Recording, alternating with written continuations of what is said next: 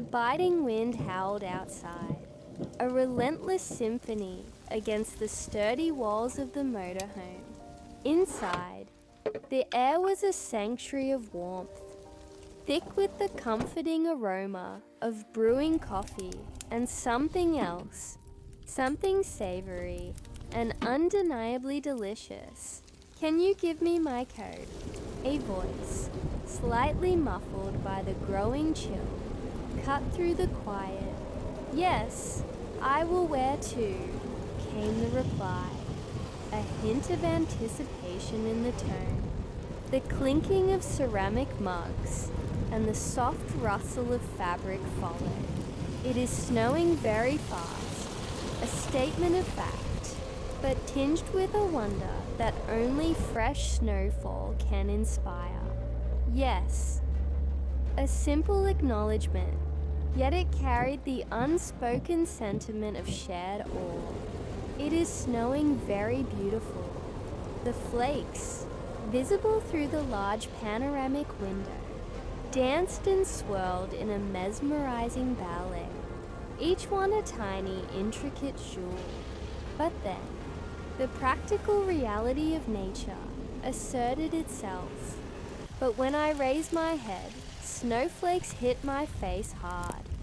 The magic of the falling snow was undeniably beautiful, but it also packed a cold, insistent punch.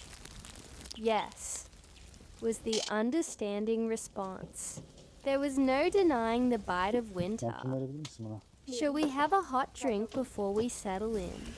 The perfect antidote to the invigorating chill. "Yes, good idea." The words were barely out before action followed. "Would you turn on the heater?" Even with the stove crackling merrily, a little extra warmth wouldn't go amiss. "Yes, I will."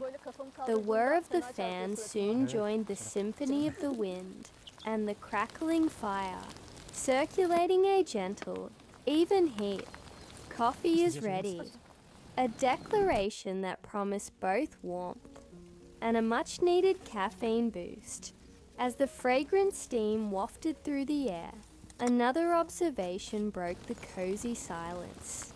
Something has moved around outside. There are footprints. The tranquility, while cherished, was now punctuated by a hint of mystery. The pristine canvas of fresh snow, so recently a uniform blanket, now bore the mark of a visitor. A shiver, not of cold, but of mild curiosity, ran through the air. "We'll see when we get out." The immediate comfort of the motorhome held sway for now. The outside world, with its secrets, could wait a few more minutes. "Here you go." "It's hot." A steaming mug was offered, its warmth radiating through the ceramic. "Thank you." The simple exchange, filled with genuine appreciation, spoke volumes of the shared experience. I didn't expect it to snow this much. The pristine white landscape stretched as far as the eye could see, a testament to the blizzard's ferocity. "Me too." Another moment of shared surprise. "It has been a nice surprise."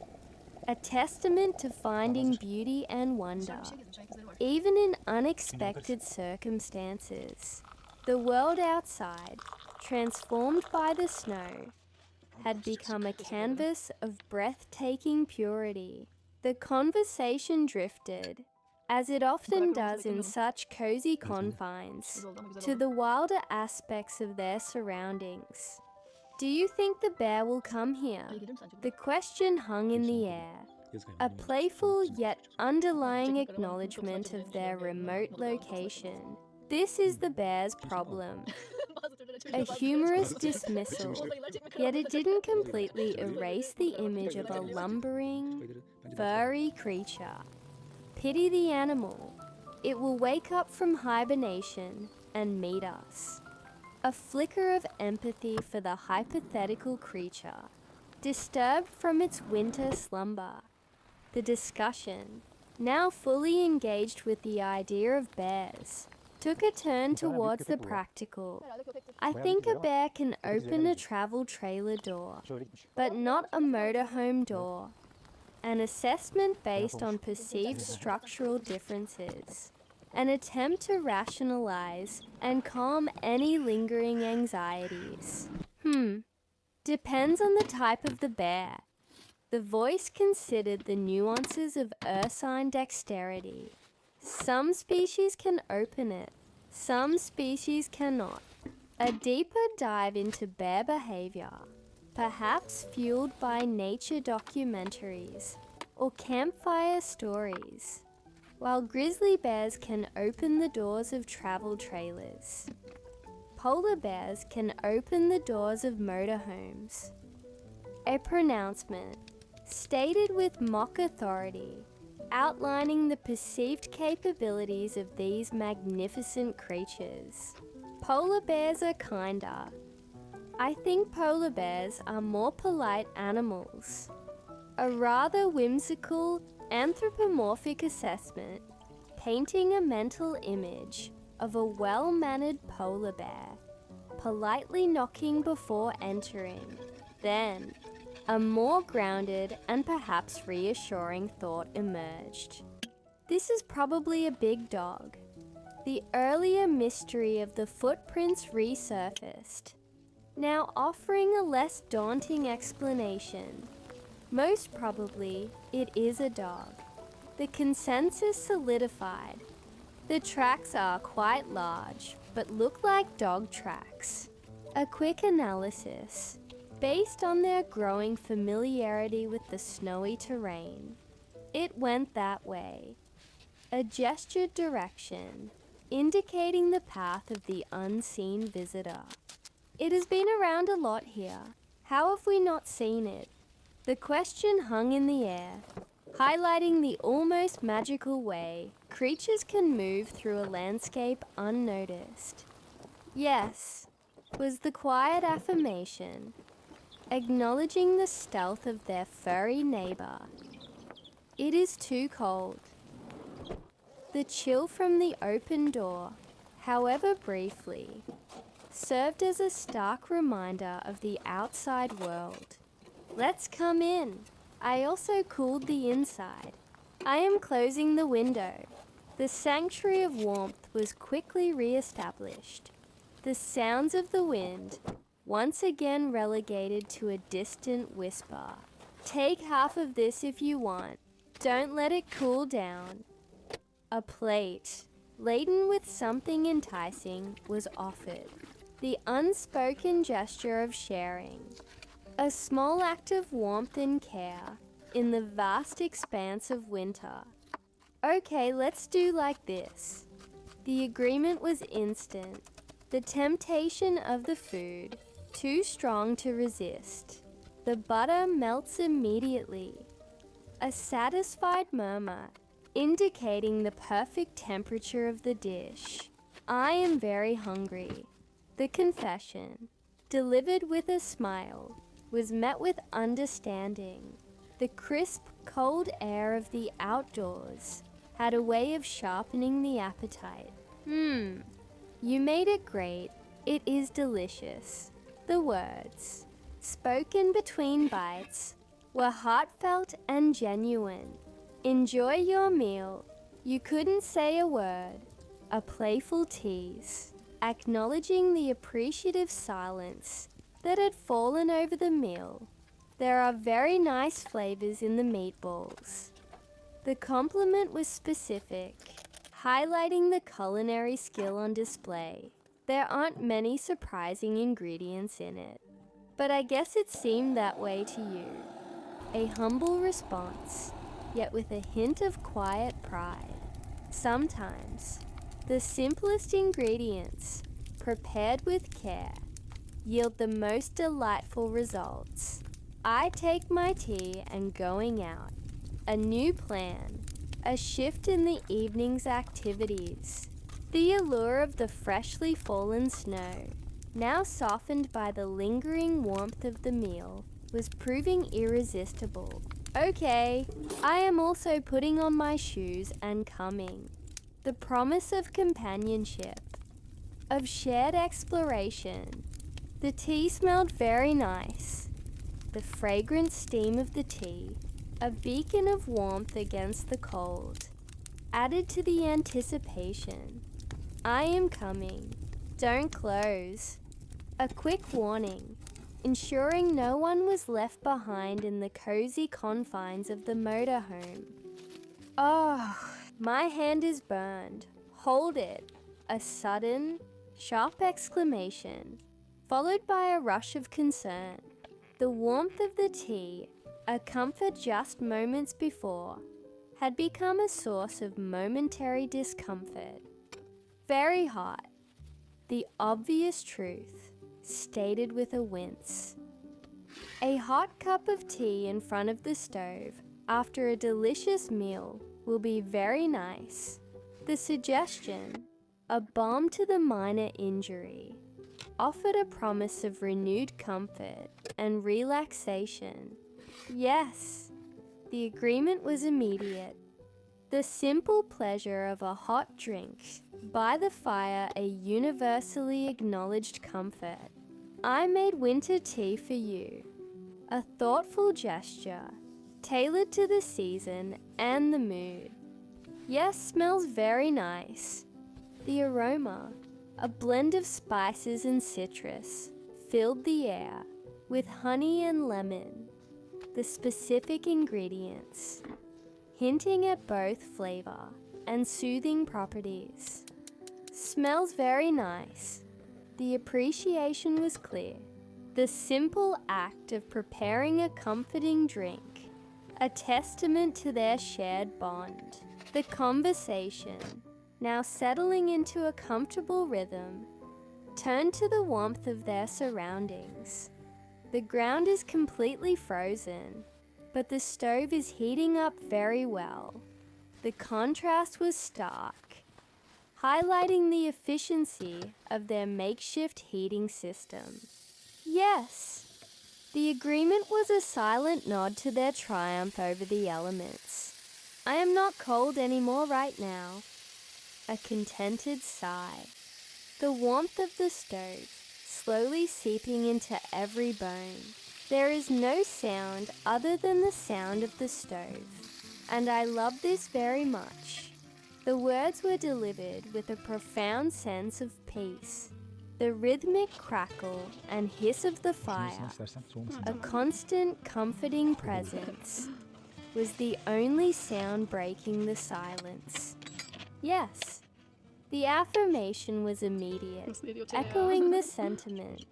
When you get away from the crowds, you understand better how beautiful silence is. A philosophical observation, born from the stark contrast between city life and their current solitude.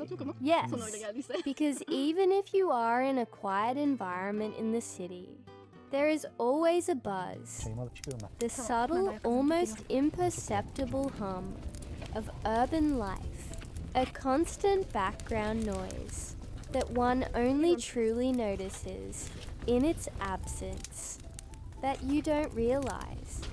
The insidious nature of constant noise, how it gradually becomes an unnoticed part of the soundscape. Yes, a knowing nod. Here, only the sound of the stove, the sound of the fire, the simplicity of the sounds, stripped of all extraneous noise, was a form of meditation. Shall I put one more? The question referred to another log, another source of warmth and light. Yes, yes. The eager reply, a testament to the comforting glow of the fire. I will mix it. The tea, infused with the flavors of winter, was stirred, the spoon clinking softly against the ceramic. Thank goodness fire was invented. A declaration, born from the sheer gratitude of warmth and light in the heart of winter. The primal power of fire, a fundamental element of human civilization, was never more appreciated than in moments like these. Many things were invented after the fire. A thoughtful observation, tracing the lineage of human innovation back to this pivotal discovery. From cooking to crafting tools, fire had been the catalyst for countless advancements. If fire had not been discovered, we would have been unhappy all our lives. A dramatic, yet undeniably true statement. The sheer misery of a life devoid of warmth, cooked food, and light in the darkness was almost unimaginable. Look, the wood we just threw has already turned into embers. The mesmerizing transformation from solid wood to glowing coals was a testament to fire's relentless power. Yes, a shared moment of appreciation for the beautiful alchemy taking place within the stove. If there are any additional meatballs, let's cook them over the coals.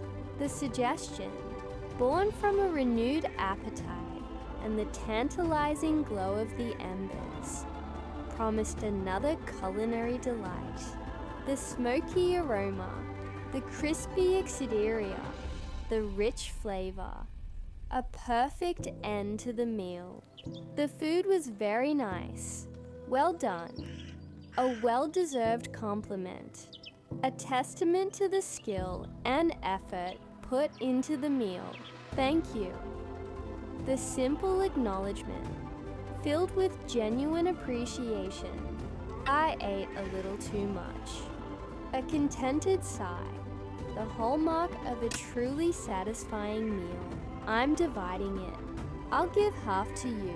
Another act of sharing, ensuring that even the last morsels of deliciousness were enjoyed together. Okay. The agreement, tinged with a hint of anticipation. I want to spread butter. A desire for another layer of richness and flavor.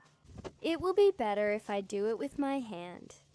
A practical decision, born from experience and the desire for perfect distribution. I am adding lemon to your tea.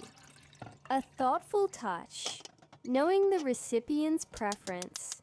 Yes, I love it with lemon. Then I eat it with the lemon peel. A unique preference, highlighting the appreciation for every part of the fruit. Its zest and tang, adding an extra dimension to the comforting brew. I see that right now, only cheeses are not homemade. An observation, perhaps fueled by the satisfaction of having prepared so much themselves. The subtle hint of pride in their self-sufficiency. Other than that, everything is homemade. A proud declaration, underscoring the effort and care that went into their provisions. The feeling of being truly self-reliant, even for a short while, was incredibly satisfying. I have to start making cheese now. A new goal, a future project born from the desire to expand their homesteading skills. The challenge of making cheese, transforming milk into something entirely new, held a particular appeal. The thought of creamy, tangy, homemade cheese, added to their already impressive array of provisions, was a tantalizing